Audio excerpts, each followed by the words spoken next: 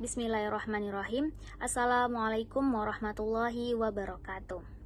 Baik, kami dari kelompok 3 mengucapkan banyak terima kasih kepada Ibu Apoteker Mira Febriana, Magister Sains, yang telah memberikan kesempatan kepada kami untuk mempresentasikan materi kami mengenai obat-obatan pada sistem saraf otonom. Dengan saya sendiri, Anissa Mardotila Dalimunte dengan NIM 2301005, dengan rekan saya yaitu Melkia Hairani, Nabila Dwinanda Putri, Rehan Zendi, Sri Helga Kamila, Tasbita Ramadania, dan Windy Destalia Yurika.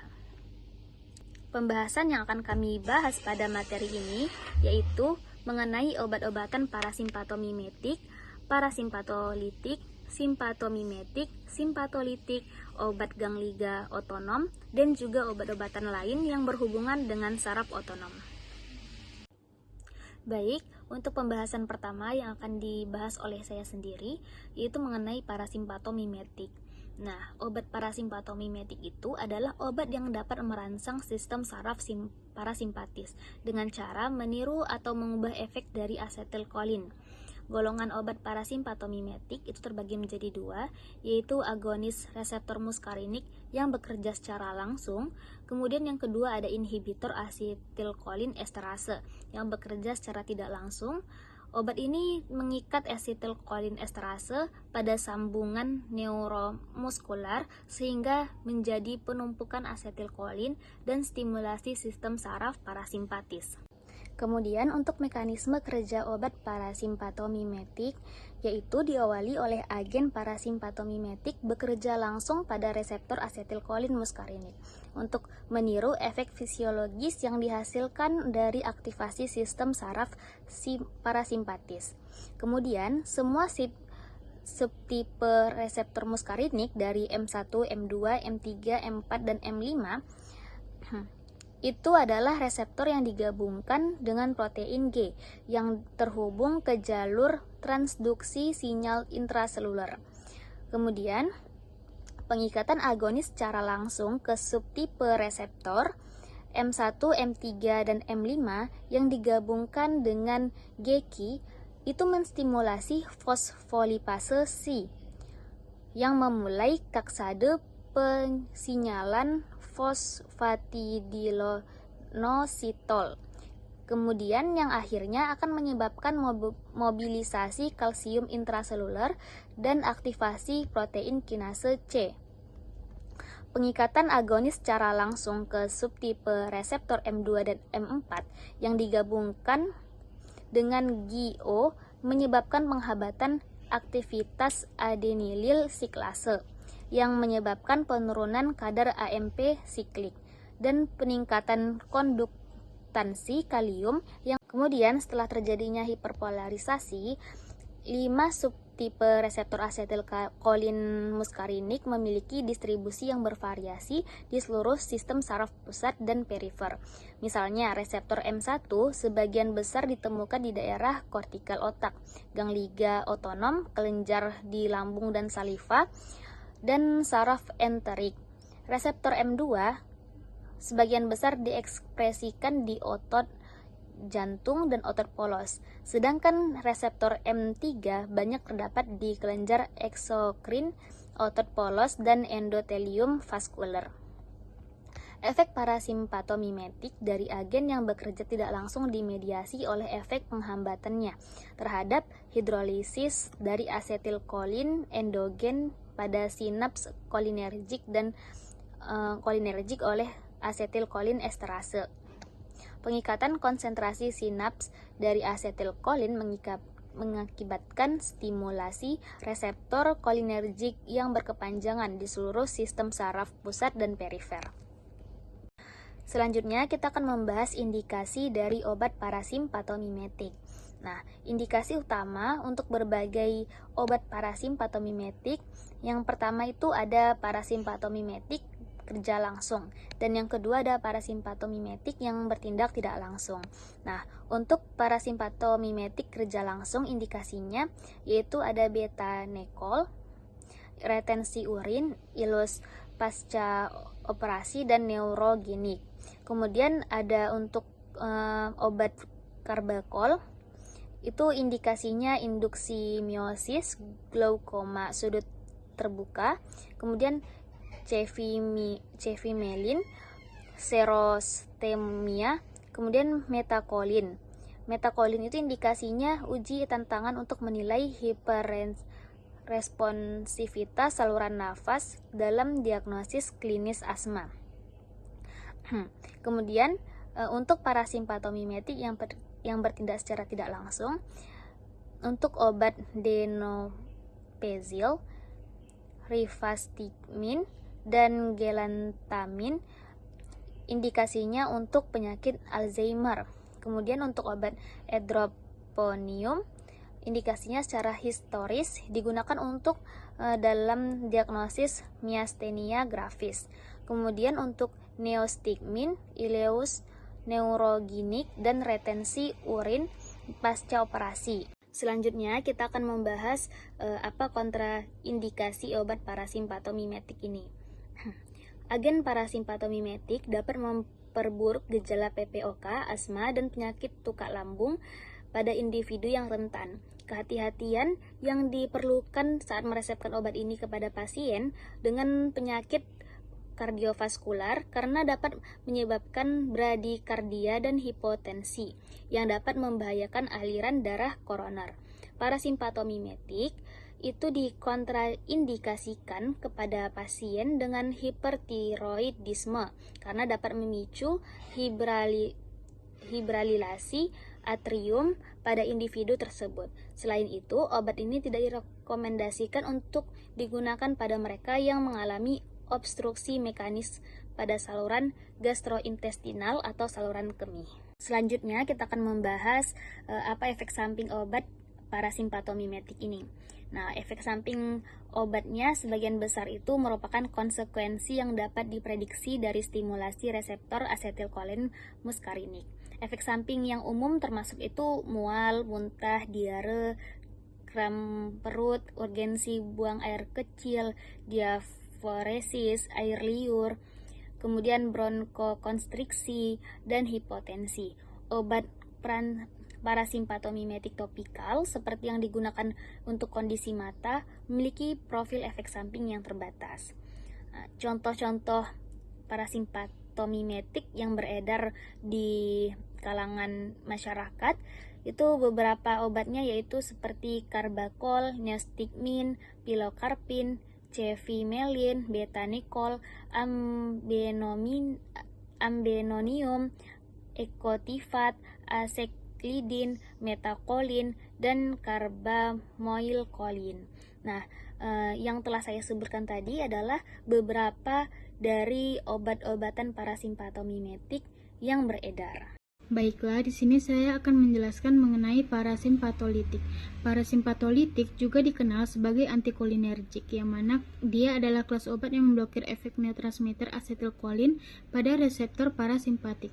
Asetilkolin adalah neurotransmitter utama yang terlibat dalam sistem saraf parasimpatik yang bertanggung jawab untuk mengatur fungsi tubuh rest and digest seperti penurunan detak jantung, peningkatan sekresi kelenjar, dan kontraksi otot polos pada organ pencernaan. Konsep dasar parasimpatolitik. Mekanisme kerja parasimpatolitik bekerja dengan mengikat dan memblokir reseptor kolinergik, terutama reseptor muskarinik yang terletak di organ target sistem parasimpatik.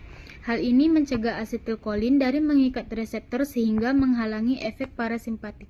Lalu ada efek farmakologis, yaitu pemblokiran reseptor muskarinik oleh parasimpatolitik menyebabkan efek yang berlawanan dengan stimulasi parasimpatik. Misalnya, parasimpatolitik dapat menyebabkan yang pertama peningkatan detak jantung, karena sistem parasimpatik memperlambat detak jantung, sedangkan parasimpatolitik akan meningkatkan detak jantung. Lalu dilatasi pupil. Sistem parasimpatik menyebabkan kontriksi pupil, sedangkan parasimpatolitik akan menyebabkan dilatasi pupil. Lalu yang ketiga ada pengurangan sekresi kelenjar. Parasimpatolitik dapat mengurangi sekresi keringat, air liur, dan sekresi lambung. Lalu yang terakhir ada relaksasi otot polos. Parasimpatolitik dapat merelaksasikan otot polos pada saluran pencernaan, saluran kemih, dan bronkus. Penggolongan obat parasimpatolitik. Parasimpatolitik dapat diklasifikasikan berdasarkan struktur kimia dan efek farmakologisnya.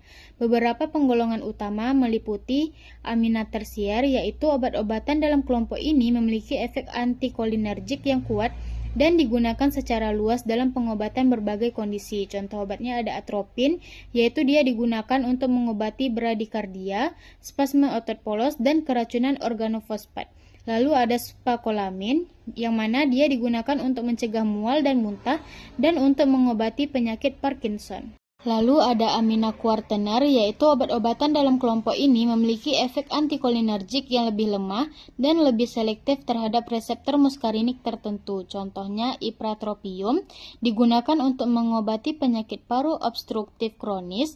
Lalu ada tiotropium, digunakan untuk mengobati PPOK dan memiliki efek yang lebih lama dibandingkan dengan ipratropium. Lalu ada antihistamin. Beberapa antihistamin juga memiliki efek antikolinergik seperti diphenhidramin dan klorpeniramin. Kontraindikasi obat parasimpatolitik. Parasimpatolitik tidak boleh digunakan pada pasien dengan kondisi berikut. Yang pertama, ada glaukoma sudut sempit. Parasimpatolitik dapat meningkatkan tekanan intraokular yang dapat memperburuk glaukoma sudut sempit. Yang kedua, ada hipertrofi prostat. Parasimpatolitik dapat memperburuk retensi urin pada pasien dengan hipertrofi prostat. Yang ketiga, ada takikardia. Parasimpatolitik dapat meningkatkan detak jantung yang dapat membahayakan pasien dengan takikardia. Yang keempat, ada kehamilan dan laktasi. Penggunaan parasimpatolitik pada kehamilan dan laktasi harus dihindari, kecuali jika manfaatnya lebih besar daripada risikonya. Efek samping obat parasimpatolitik.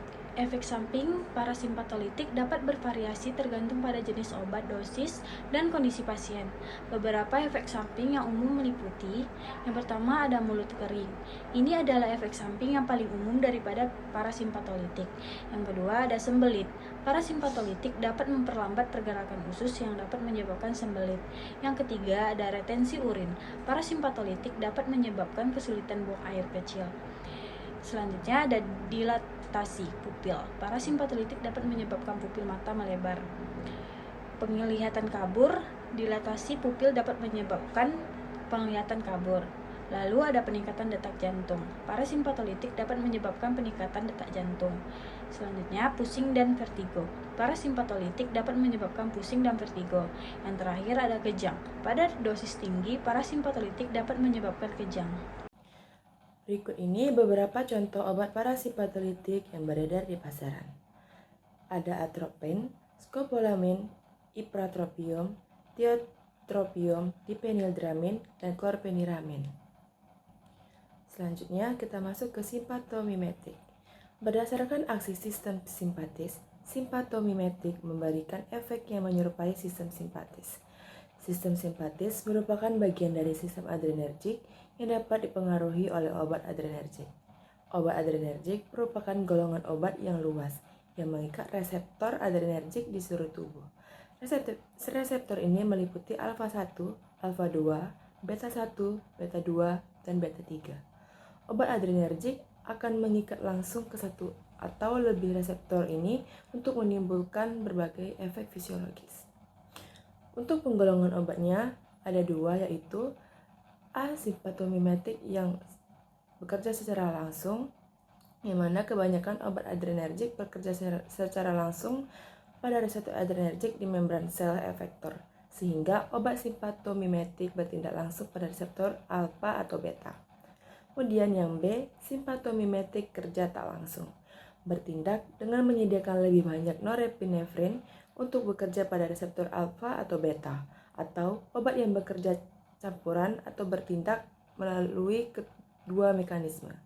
Kerjanya tak langsung adalah menimbulkan efek adrenergik melalui pelepasan Na yang tersimpan dalam ujung syaraf adrenergik. Selanjutnya, masuk ke aksi obat simpatomimetik. Diawali dengan membantu pelepasan neurotransmitter berupa amfetamin. Amfetamin, senyawa ini berfungsi untuk merangsang pelepasan neurotransmitter seperti dopamin dan norepinefrin. Kemudian menghambat fungsi pengambilan kembali berupa reserpin. Reserpin Ini adalah obat yang bekerja dengan menghambat pengambilan kembali dan penyimpanan neurotransmitter di vesikel sinaptik. Dengan demikian, reserpin mengurangi kadar neurotransmitter yang tersedia di sinapsis, mengurangi stimulasi, dan menyebabkan efek sedatif atau menurunkan tekanan darah. Setelah itu, dihasilkan efek yang mendukung reseptor yaitu phenylephrine. Phenylephrine ini adalah agonis reseptor adrenergic alfa yang meningkatkan stimulasi reseptor ini, yang dapat menyebabkan vasokonstriksi dan peningkatan tekanan darah. Phenylephrine mendukung efek yang dihasilkan oleh neurotransmitter dengan mengikat dan mengaktifkan reseptor adrenergic. Obat simpatomimetik memiliki berbagai indikasi, antara lain, yang pertama, asma dan penyakit paru obstruktif kronis atau PPOK, untuk meredakan bronkospasme seperti dengan penggunaan albuterol dan salbutamol. Yang kedua, kondisi kardiovaskular, mengatasi hipotensi seperti dalam kasus shock atau gagal jantung dengan obat seperti norepinefrin. Ketiga, dekongestan nasal untuk mengurangi pembengkakan dan kongesti hidung. Contohnya phenylephrine dan oxymetazoline. Keempat, anestesi. Digunakan untuk memperpanjang efek anestesi lokal dan mengurangi perdarahan selama prosedur bedah. 5. Alergi dan reaksi anafilaksis. Epinefrin digunakan untuk mengatasi reaksi alergi yang parah. 6. Pengobatan ADHD. Beberapa simpatomimetik digunakan dalam manajemen ADHD seperti amfetamin. Kemudian, terdapat kontraindikasi obat simpatomimetik meliputi yang pertama, hipertensi berat, dapat meningkatkan tekanan darah secara signifikan. Yang kedua, penyakit jantung iskemik, risiko meningkatnya beban kerja jantung. 3. Takyaritmia, dapat memperburuk kondisi jantung yang sudah tidak teratur. 4. Hipertiroidisme, dapat memicu atau memperburuk gejala. 5. Diabetes, dapat mempengaruhi kadar gula darah. Yang keenam, kehamilan. Beberapa obat mungkin tidak aman untuk digunakan pada ibu hamil. Selanjutnya, untuk efek samping obat simpatomimetik dapat bervariasi, tetapi beberapa yang umum meliputi yang pertama ada tasikardia, yaitu peningkatan detak jantung. Yang kedua ada hipertensi, kenaikan tekanan darah. Yang ketiga ada kecemasan atau gelisah, efek stimulasi pada sistem saraf pusat. Yang keempat sakit kepala akibat perubahan tekanan darah. Yang kelima insomnia, sulit tidur karena efek stimulasi. Yang keenam mual atau muntah, gangguan pada saluran pencernaan. Dan yang ketujuh peningkatan gula darah, terutama pada pasien diabetes. Berikut adalah beberapa obat simpatomimetik yang beredar. Ada epinefrin, digunakan dalam penanganan reaksi alergi berat atau anafilaksis dan serangan jantung. Kemudian ada salbutamol, biasanya digunakan untuk pengobatan asma dan penyakit paru obstruktif kronik atau PPOK karena dapat melebarkan saluran nafas. Kemudian ada phenylephrine, umumnya digunakan sebagai dekongestan hidung pada obat flu dan pilek. Ada pseudoephedrine, sering ditemukan dalam obat flu sebagai dekongestan untuk meredakan hidung tersumbat. Ada obat ibuprofen, adalah obat simpatomimetik yang dapat digunakan dalam oftalmologi untuk menginduksi midriasis atau pelebaran pupil mata.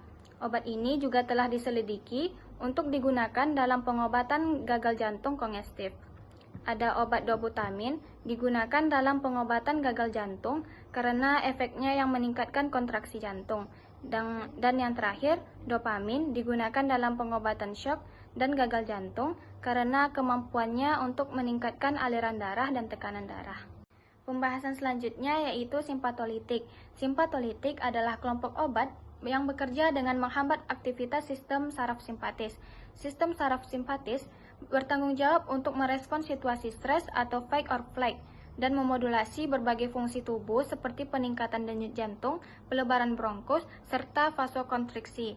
Obat simpatolitik mengurangi respon ini dengan cara menghambat pelepasan atau efek norepinefrin dan epinefrin, neurotransmitter utama dari sistem saraf simpatis.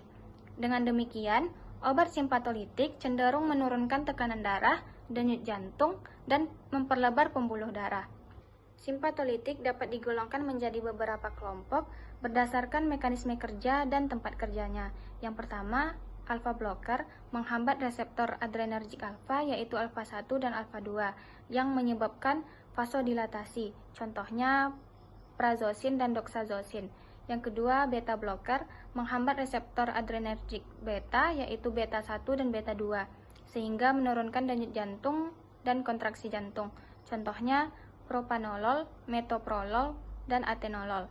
Yang ketiga, obat yang mempengaruhi sistem saraf pusat, mengurangi aktivitas simpatis dengan menekan pusat pengatur di otak, contoh klonidin dan metildopa. Dan yang terakhir, ganglion blocker menghambat transmisi di ganglia simpatis, contohnya hexametonium. Selanjutnya, untuk mekanisme kerja obat simpatolitik bekerja melalui beberapa mekanisme, yaitu yang pertama, blokade reseptor adrenergik. Obat ini menghalangi reseptor adrenergik baik alfa maupun beta, sehingga norepinefrin tidak dapat berikatan dengan reseptor tersebut dan tidak dapat menstimulasi respon simpatis. Kemudian penurunan pelepasan norepinefrin. Beberapa obat simpatolitik mengurangi pelepasan norepinefrin dari ujung saraf simpatis dengan cara memblokir transmisi sinyal di pusat-pusat otak. Kemudian penghambatan transmisi di ganglia simpatis. Beberapa simpatolitik mengganggu transmisi sinyal di ganglia sistem saraf otonom. Selanjutnya, indikasi obat simpatolitik. Obat simpatolitik digunakan dalam berbagai kondisi klinis, termasuk hipertensi, terutama digunakan untuk mengontrol tekanan darah tinggi. Kemudian gangguan jantung. Beta blocker sering digunakan dalam pengelolaan penyakit jantung seperti angina, gagal jantung, dan aritmia. Kemudian gangguan kecemasan. Beta blocker seperti propanolol digunakan untuk mengatasi gejala fisik kecemasan seperti tremor dan palpitasi. Kemudian pheochromocytoma. Alpha blocker digunakan untuk mengontrol tekanan darah pada pasien dengan tumor adrenal yang menghasilkan katekolamin berlebihan. Dan selanjutnya glaukoma. Beberapa beta blocker seperti timolol digunakan dalam bentuk tetes mata untuk menurunkan tekanan intraokular. Berikutnya ada kontraindikasi obat simpatolitik, di mana simpatolitik tidak dianjurkan untuk beberapa kondisi, yaitu seperti bradikardia, di mana bradikardia ini adalah beta blocker dapat memperlambat denyut jantung sehingga tidak cocok untuk pasien dengan denyut jantung yang sudah rendah. Lalu pada penderita asma dan juga penyakit paru, obstruktif kronis atau PPOK, di mana beta blocker non-selektif dapat mempersempit bronkus sehingga memperburuk kondisi pasien. Lalu pada penderita blok jantung, beta blocker tidak boleh digunakan pada pasien dengan gangguan konduksi jantung yang signifikan dan gagal jantung berat, di mana obat-obat tertentu seperti beta blocker harus digunakan dengan sangat hati-hati atau dihindari pada pasien dengan gagal jantung dekompensasi berat. Berikutnya itu ada efek samping dari penggunaan obat simpatolitik. Nah, beberapa efek sampingnya itu seperti hipotensi, di mana terjadinya penurunan tekanan darah yang berlebihan, sehingga dapat menyebabkan pusing, pingsan, ataupun kelemahan. Kemudian ada bradikardia. Nah, bradikardia ini adalah denyut jantung yang terlalu lambat, terutama pada pengguna beta blocker. Lalu bisa terjadi kelelahan, di mana pasien ini mungkin merasa lelah, letih, ataupun lesu, terutama setelah penggunaan beta blocker. Lalu terjadi disfungsi seksual, pada beberapa kasus melaporkan adanya masalah ereksi saat menggunakan obat simpatolitik. Lalu ada gangguan tidur dan juga mimpi buruk, di mana efek samping ini lebih umum pada beta blocker seperti propanolol. Lalu ada bronkospasme, di mana pada pasien dengan riwayat asma ataupun PPOK, beta blocker non-steril dapat menyebabkan terjadinya penyempitan saluran nafas. Baik, selanjutnya itu terdapat beberapa contoh obat simpatolitik yang beredar dan banyak di masyarakat. Nah, contohnya dari golongan alpha blocker lebih dahulu ada prazosine, kemudian ada doxazosine, kemudian ada terazosine. Lalu dari golongan beta blocker ada propanolol, metoprolol, atenolol, dan juga ada timolol. Kemudian pada golongan centrally acting agent itu ada klonidin, ini ada metildopa. Pada ganglia blocker itu ada hexametonium. Nah, selanjutnya itu ada obat ganglia otonom. Konsep dasar dari obat ini berfokus pada cara obat mempengaruhi sistem saraf otonom, khususnya pada bagian yang mengontrol fungsi tubuh yang tak disadari, seperti detak jantung, pencernaan, dan pernafasan. Kemudian ganglia otonom ini adalah simpul saraf yang menghubungkan neuron preganglionik dengan neuron postaganglionik. Nah, di mana dalam sistem saraf otonom yang terdiri dari dua komponen utama, yaitu terdapat sistem saraf simpatis dan juga sistem parasimpatis. Ganglia otonom ini terletak di antara selaput saraf preganglionik dan juga postaganglionik.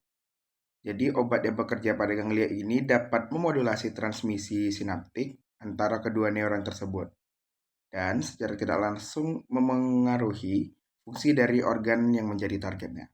Nah, kemudian itu ada obat-obatan yang memengaruhi ganglia otonom dapat diklasifikasikan menjadi dua kelompok utama, di mana yang pertama itu ada ganglioplegik ataupun blocker ganglion, di mana obat tersebut yang memblokir transmisi di ganglia otonom dengan menghambat reseptor nikotinik yang merupakan reseptor utama yang terlibat dalam transmisi sinaptik di ganglia simpatis dan juga pada parasimpatis. Nah, contoh obat itu ada hexametonium yang merupakan salah satu obat pertama yang digunakan untuk mengobati hipertensi, bekerja dengan menghalangi reseptor nikotinik di ganglia otonom. Lalu ada gangliostimulan. Nah, di mana ini ada stimulan ganglion, obat yang merangsang reseptor nikotinik di ganglia untuk meningkatkan transmisi sinaptik. Salah satu contohnya dari stimulan ganglion ini adalah nikotinik. Obat ganglia otonom. Efek sintemis obat ganglia otonom ini dikarenakan ganglia otonom terlibat dalam pengaturan berbagai fungsi tubuh. Bloket atau stimulasi ganglia ini dapat menyebabkan berbagai efek samping seperti yang di bawah ini. Yang pertama itu ada ganglionic stimulans, contohnya dari nikotin, kontraindikasi penyakit jantung koroner yang mana terjadi peningkatan aktivitas simpatis dapat memburuk angiona atau meningkatkan risiko infark miokard. Hipertensi dapat memperburuk tekanan darah tinggi karena stimulasi sistem saraf simpatis. Penyakit gastrointestinal ulceratif, stimulasi parasimpatis dapat memburuk gejala ulkus. Yang kedua itu ada ganglionic blockers atau contoh dari trimetafan. Kontraindikasinya, hipotensi, obat ini dapat menurunkan tekanan darah lebih lanjut, berbahaya pada pasien dengan tekanan darah rendah. Penyakit jantung kronis atau insufisien koordivaskular, blokat otonom bisa memburuk keadaan jantung yang lemah. Selanjutnya itu obat lain yang berhubungan dengan saraf otonom. Ada pilakorpin, itu digunakan untuk mengobati glukoma dengan meningkatkan aliran keluarnya cairan dari mata melalui stimulasi reseptor muskarinik. Yang kedua ada itu neostigmin. Ini menghambat enzim asetikolinisterase sehingga meningkatkan kadar asetikolin di sinapsa, digunakan dalam terapi myasthenia gravis. Yang selanjutnya itu ada atropin. Atropin ini digunakan untuk mengatasi bradykardia atau denyut jantung rendah dengan memblokir reseptor muskarinik jantung. Selanjutnya itu ada propanolol. Ini digunakan untuk mengontrol tekanan darah tinggi, angina, dan mencegah migrain. Selanjutnya ada prazosin. Antagonis alfa adrenal ini yang digunakan untuk mengobati hipertensi dan hiperplasia prostat jinak. Yang terakhir itu ada adrenalin. Obat ini digunakan dalam resusitasi kardiopulmoner untuk meningkatkan denyut jantung dan tekanan darah melalui stimulasi reseptor alfa dan beta adrenergic. Obat-obat yang di atas tadi bekerja secara langsung atau tidak langsung pada reseptor yang terkait dengan sistem saraf otonom, baik melalui stimulasi ataupun penghambatan. Baik, demikianlah presentasi dari kelompok kami. Kami memohon maaf apabila ada kekurangan dalam penyampaian. Kami ucapkan terima kasih banyak atas perhatiannya. Kami tutup billahi taufiq wal hidayah. Wassalamualaikum warahmatullahi wabarakatuh.